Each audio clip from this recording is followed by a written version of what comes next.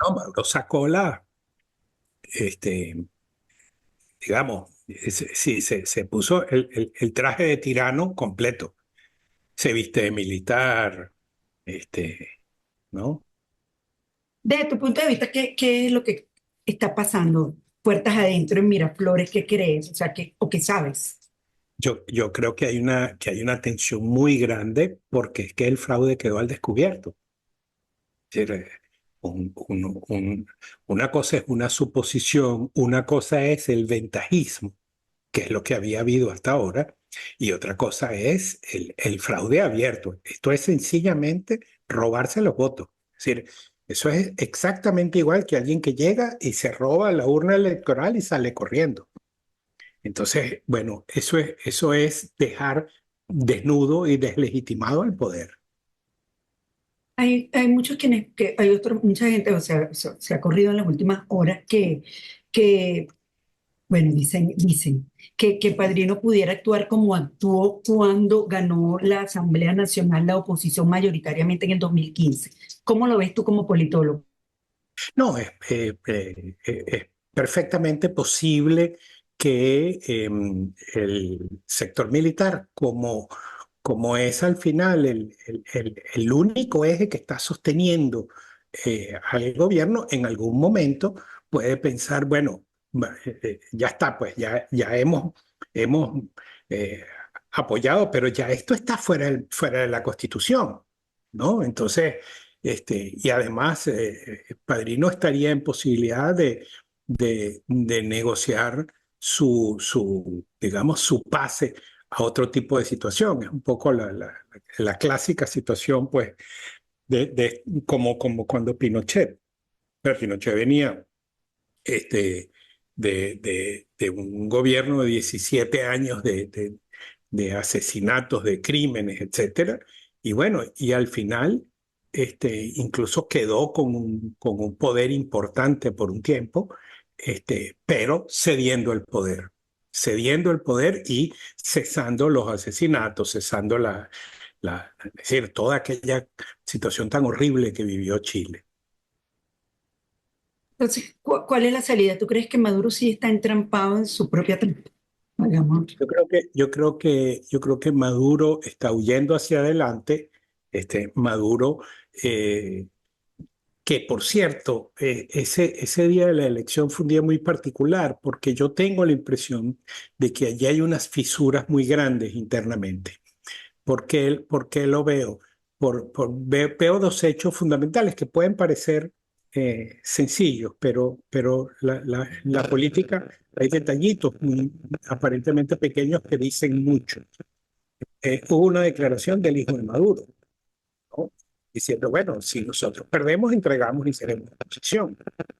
Esa declaración recibió una eh, digamos, un reclamo e incluso una burla de Diosdado Cabello, ¿no? Que habló de que aquí, ¿no? Los blandos y tal.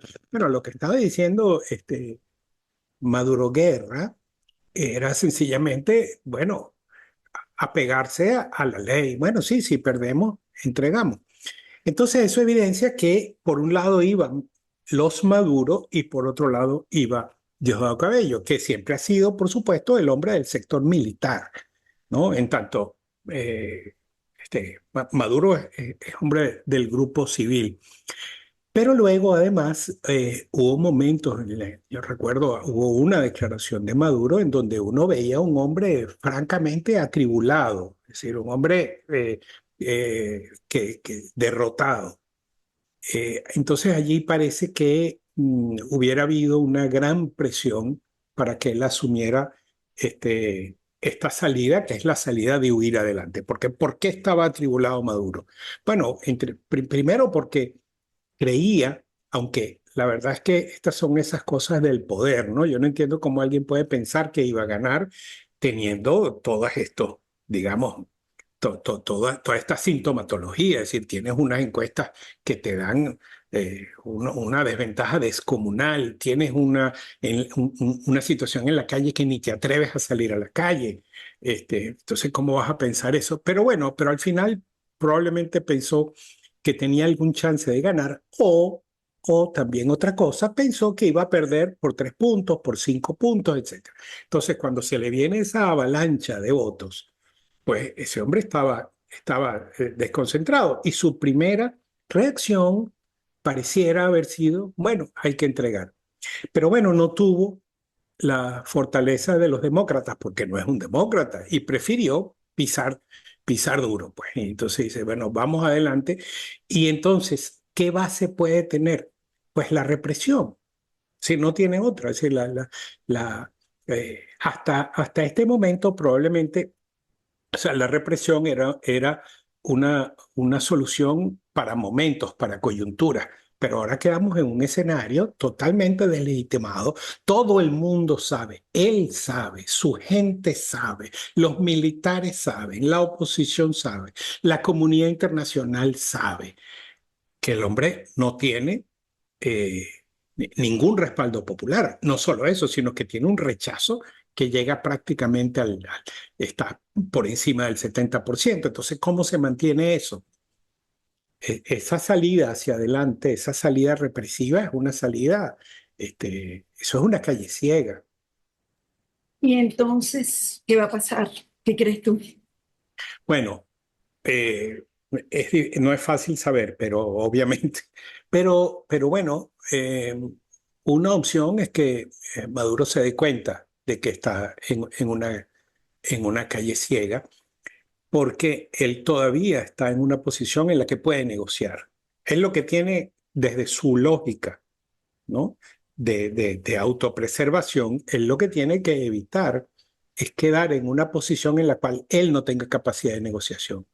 Sí, Creo que eso es lo que están haciendo, porque además faltan 5 meses para que él asuma, en caso de que claro, sea él el que asuma. pero entonces allí hay varios asuntos. Por ejemplo, si él, es decir, ante esa fragilidad de legitimidad que tiene, este, él sabe que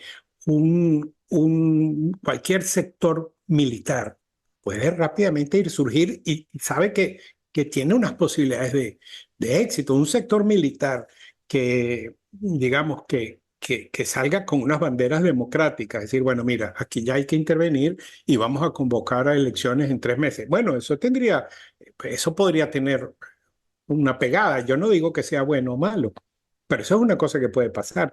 Y si eso pasa, bueno, pues Maduro queda fuera de la jugada. O sea, Creo que ese escenario de nuevas elecciones que ya se está manejando desde ayer es el menos favorable, ¿no? bueno, hay que ver, hay que ver. Yo creo que no hay que descartar opciones. El tema es que es un escenario muy, muy complicado porque, bueno, es decir, vamos a ver aquí lo que ha pasado. Así, tenemos una una constitución, tenemos una ley orgánica de procesos electorales, tenemos un Consejo Nacional Electoral que se jacta de tener el mejor sistema del mundo y además que tiene efectivamente un sistema que es absolutamente confiable desde el punto de vista tecnológico. Ahora, el mejor sistema, si tú lo pones en manos de bandidos, pues es el sistema de los bandidos. Entonces, obviamente lo vulneraron, pero no lograron vulnerar el sistema en sí, sino, bueno, es decir, pararon la transmisión. Por eso fue que tuvieron que parar, que detener la transmisión. Entonces, en un escenario como este, eh, realmente es difícil saber si, porque además tuvimos negociación de Barbados, tuvimos negociación de México, hubo la negociación de Qatar, y en todas esas negociaciones estaba planteada una elección limpia, ¿no? Bueno, y entonces, y llegamos a esto, porque esto es una salida desesperada. Es decir, llegar a robársela, es decir, parar la transmisión, eso es una cosa realmente eh, desesperada. Es decir, Claro, imagínate que eso ya quedó demostrado que sí es el sistema más seguro del mundo, porque da los bueno, resultados que son. cosa que además la verdad es que lo sabíamos, porque mucha gente, claro, el gobierno buscando bajar la intención de voto y buscando generar abstención, siempre sembraba dudas. por una parte tenía, sobre el sistema, por una parte tenía el discurso de este es el mejor sistema del mundo y por la otra sembraba dudas, ¿no? Es decir, no hacía, digamos, evidente el ventajismo y generaba en la población muchas dudas. Ahora, todos sabemos que con ese sistema electoral se ganó el referéndum del 2007. Con ese sistema electoral se ganó la Asamblea de 2015. Entonces, el problema no estaba en el sistema. El problema está en el uso del sistema, el problema está en el CNE. Entonces, bueno, ir a unas nuevas elecciones, bueno, pero tiene que ser con un cambio de reglas muy fuerte. O sea, ir con estas autoridades del CNE imposible. Pero Bien, bueno, pero entonces, pero eso me parece el peor escenario. A mí no me gusta ese bueno, escenario. pero es que ese es un escenario en el cual es un escenario que institucionalmente es muy complejo porque dice, bueno, ¿y dónde están las responsabilidades del CNE? ¿Dónde está la responsabilidad de Elvis Amoroso que se robó las elecciones? Una cosa que yo siempre pregunto, ¿quién es la persona que mandó a parar? ¿Quién fue el que dijo, mira, paren la transmisión? O sea, ¿dónde está? ¿Es este señor Quintero? ¿Quién es? O sea, o sea, el CNE llegó al descaro que el día 29 y 30 estuvieron cerrados, o sea, como que se fueron de vacaciones.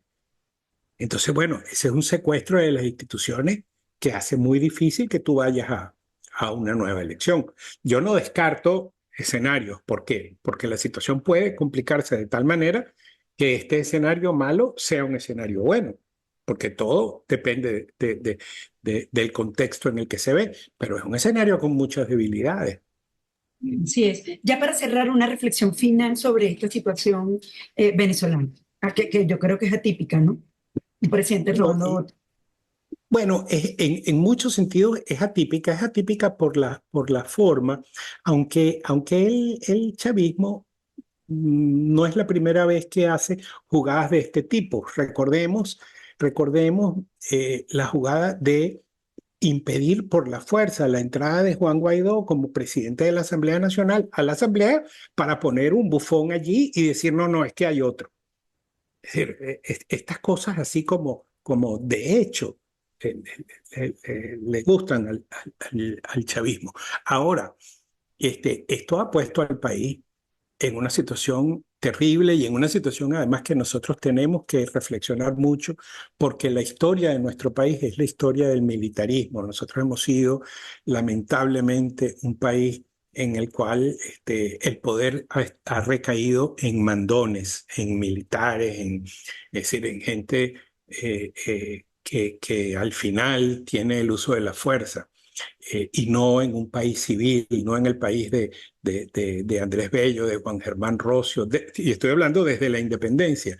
Entonces, bueno, esta gente llegó, le entró a patadas a los 40 años de democracia, que fueron el periodo con los errores que tiene todo el sistema, por Dios, pero era un periodo de civilidad excelsa comparado con esto.